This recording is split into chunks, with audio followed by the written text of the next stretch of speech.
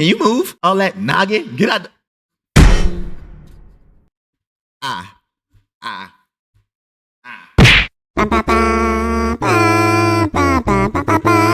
Hey, man, shut up. What? The intro going, man.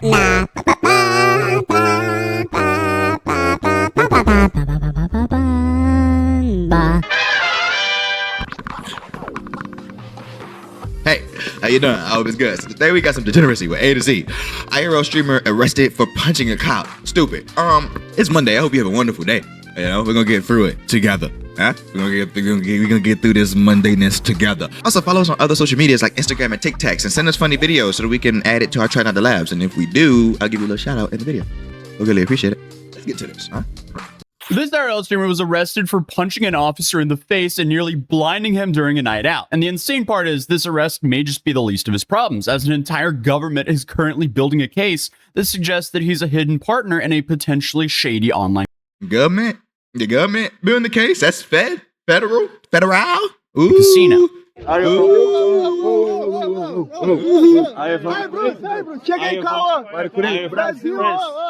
So it's safe to say we have quite the fascinating story today. Sumi Luan Kovarik, a 25 What's wrong with your face? What's wrong? Something's off by his face. Is those eyebrows too close together? It's like yesterday we dealt with KSI and no eyebrows, and you know his big old massive forehead. That thing was massive. There it is. Oh my goodness, it takes up so much of the screen. That's crazy. That's crazy how much of that screen is. But he ain't got no eyebrows, right? Something's off with his. It's okay. Anyways, can you move? All that noggin? Get out.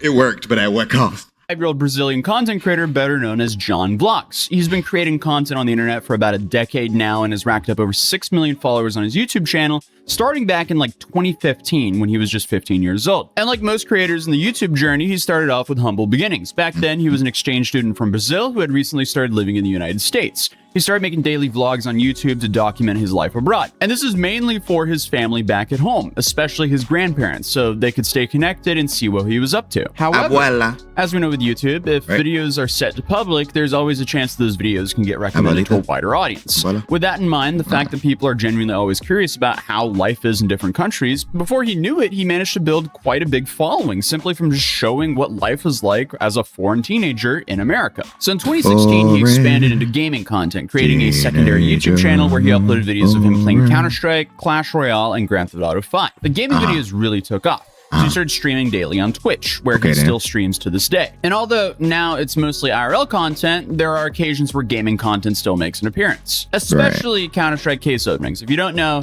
you have this aspect of Counter-Strike where you can open a case and get a chance of getting something really rare or just like a common item. I personally, that's gambling, right? How y'all feel about that? What y'all think about that? That's gambling, isn't it? That's like soft gambling. Is that a thing? Is that a thing? Can we make that? If that's not a thing, yeah, can we make that and put that under in the category of it? Because that's definitely some form of gambling. You don't just like what? These cases cost money, and it's teetering. In my opinion, because I don't know what that company could do to me for saying that. So, in my opinion, my little humble opinion, it's gambling. It ain't classic form of gambling, but it's a form of gambling.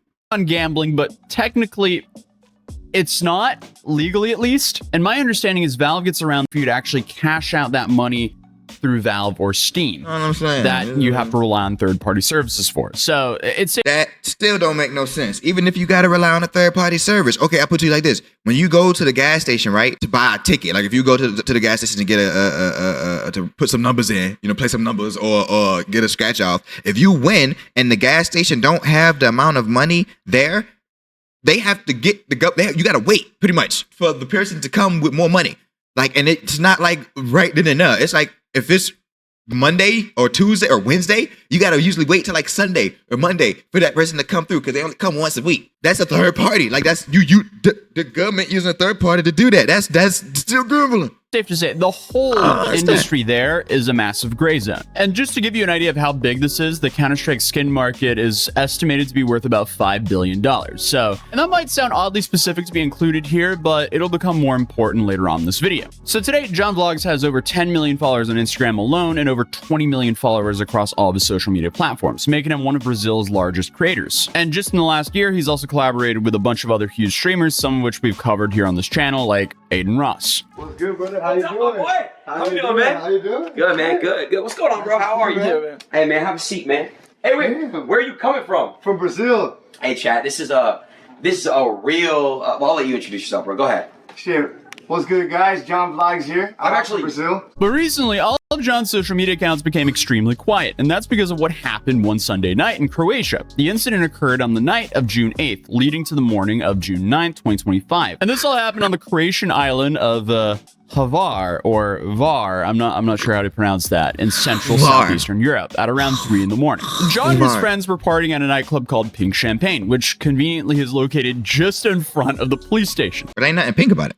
At a nightclub called Pink Champagne, Where the pink at? which conveniently is located just in front of the police station. Policia. So when, according to reports, they Policia. started causing trouble inside of the club due to excessive drinking, John's group of friends started arguing with some other guys in the club, channeling his inner tough guy persona by taking off their shirts in the heat of the moment, I guess, which inevitably just completely escalated the situation and led to the security getting involved. With one guy in the YouTuber circle even breaking some glass bottles to use as a weapon. So obviously this is just taking the drunk tourist package to a complete new level. The bouncers then tried warning them first, but eventually had to physically escort them off the property. Now, usually that would just be the end of it. You get kicked out of the club, you have friends for some reason who guides you towards your home, and then, maybe grab some late night food, and then you sleep it all off. But obviously you read the title of today's video, and that's not what happened in the slightest. Instead of just calling it a night and going home, the group started shouting at the security, causing an even bigger scene outside of the club. And remember, this is happening in front of a literal police station at 3 in the morning. So naturally, the cops,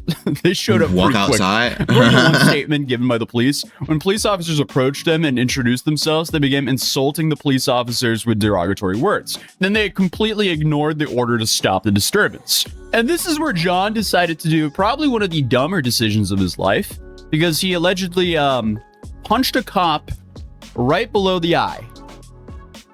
Why you would do that? Like, That's why? beyond me. But this could potentially land him with a prison sentence. It definitely ended the night. So at that point, the police understandably used force to hold him down, and John was arrested alongside of 3 of his friends. The officer he assaulted suffered minor injuries, and when they tested John's blood alcohol level, it came back as a 1.04 grams per kilogram, which in context is pretty wasted. Do we use the same system in the US as they do in Europe? I'm not sure, because No.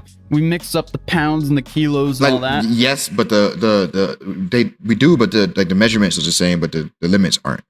But if that is Like, the limits are less. Like in America, you could be more drunk and drive than in Europe. I think like in America it's like what 0.7 or something like that, 0.07, 0.07. I think in Germany it's like 0.04, 0.03.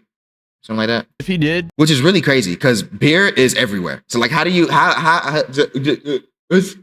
it's below 1.04 and at least the US terms, that's crazy. Let me see. Wait, Hans is editing this video. Yo, Hans, can you check on that for me?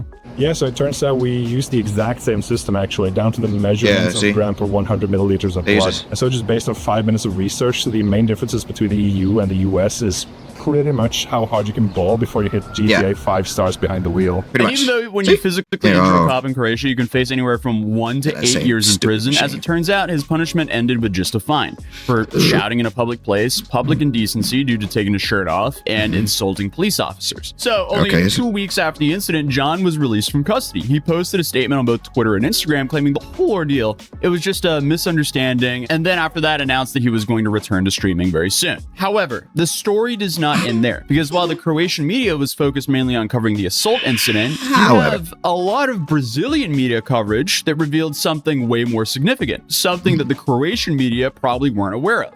It turns out that John isn't just a YouTuber IRL streamer in Brazil, he's also pretty successful in different avenues. He owns a marketing agency, runs a clothing brand, and from 2021 to 2023, he served as one of the main faces of Blaze. Blaze is an online casino platform that is primarily operated in Brazil. However, for legal reasons, it's hosted on the island of Curacao. And if you're not aware of, that's kind of a tax haven and is also a home for some of the most popular online casinos. So Brazilian media is referring to John as a potential hidden partner in the company and allegedly was making a lot of money promoting it. According to CNN Brazil, he worked as a coordinator responsible for managing the company's massive marketing campaign. And due to his extensive network of connections, his role was to bring in as many public figures as possible to promote the brand. However, this apparently isn't the case, as the influencer's press team has consistently emphasized that John holds no shareholding at the casino. So here's where things get slightly complicated, because gambling has been strongly restricted in Brazil for some time now, with quite severe penalties for unauthorized activities since 1946. And Blaze's track record internationally is not really I ain't pay no attention to the year. excellent either. In 2019, it was blocked in Portugal for operating without a license, I feel like I should know my stomach doing something crazy right now. only months after its launch there. And when they tried to enter the US market, they were also immediately blocked and prohibited from operating there. Although, Blaze was finally authorized to operate in Brazil at the end of 2024, and the Brazilian government has currently been conducting several congressional committee hearings with various influencers who have promoted the platform over the years. Because as it appears, they're trying to regulate online gambling in the country better. And they've specifically wanted to hear from John Vlogs about his role in promoting the platform. The kicker here, though, is apparently John refused to attend the congressional hearing and completely missed his scheduled interrogation by the special committee. And if you miss a congressional committee hearing in Brazil, the committee can request what's called a coercive conduct, which means they can have the police officer or judicial officer forcibly bring you to the hearing to testify. So, while John might be out of jail in Croatia, claiming everything was just a misunderstanding, he's potentially walking into a much bigger legal situation back home in Brazil, which I don't think he's going to be able to brush off so easily. Because from my understanding, the Brazilian government could still investigate him for allegedly promoting gambling schemes on social media and profiting quite a bit. Because apparently this was all done during a time where such activities were technically a legal gray area. And that's not even considering the potential. Look at all these gray areas, man. I'm sick of all these gray areas, man. Can we color them in? Huh? I'm an uncle. That's an uncle joke, and it was good. That was a good uncle joke. I just stamped it. It's approved. Missing a congressional hearing. I feel like the only thing John has to his advantage here is it in fact was a legal gray area. So that definitely does leave some room for his attorneys to argue. But overall, I mean, the timing that happened couldn't be any worse for John. Around the same time he was supposed to be testifying before Congress in Brazil, he was assaulting a police officer in Croatia. I mean, this whole situation can just be a perfect example of how quickly things can spiral when you're living your life in the public eye. And overall, just like what a domino effect. It's like, all right, punches a cop in Croatia, gets let off, but because he punched a cop in Croatia, he couldn't meet up to a congressional hearing in Brazil. So now he has that going for him when he gets home. Either way. But if they, it's his fault that he wasn't able to meet up, but like he legit wasn't able to meet up. It's not like he just didn't show up, right? Like he wasn't able to. He couldn't. He physically could not. Although you could argue, well, you knew that you had this meeting hearing at some point. Why was you even out of the country anywhere within a week of the hearing? Like, you should have been in the country. Best of luck to him getting through that. He might need it. But I mean, hey, at least he didn't live stream himself robbing his roommate, then getting sent to jail, then calling the victim, asking to tell the cops that it's not so serious, all while live streaming it like this guy did, because that's also just a wild story. But I thought this was quite the fascinating series of events that I wanted to cover here on this channel. If you're new here, feel free to subscribe, drop a like on this video if you enjoyed this video. But other than that, I'll see you guys in the next video. Peace. Well, if you're still watching the video at this point, I greatly appreciate it. If you have a video suggestion you want to see us react to, please put that in the comments below. I'll add it to the list. And follow us on all other social medias like Instagram and TikToks, and send us funny videos so that we can react to them on the Try Not to Laughs. And if we do, I will give you a shout out in the video, obviously. So, yeah, I greatly appreciate it. Hope you have a wonderful Monday, and see you next time. I'll be live streaming tonight, Outlast. So, scary game. Yay, not yay. I'm not excited at all. I don't like scary stuff, but we gonna do it because I got a challenge. So, yeah. Have a wonderful day. Good night.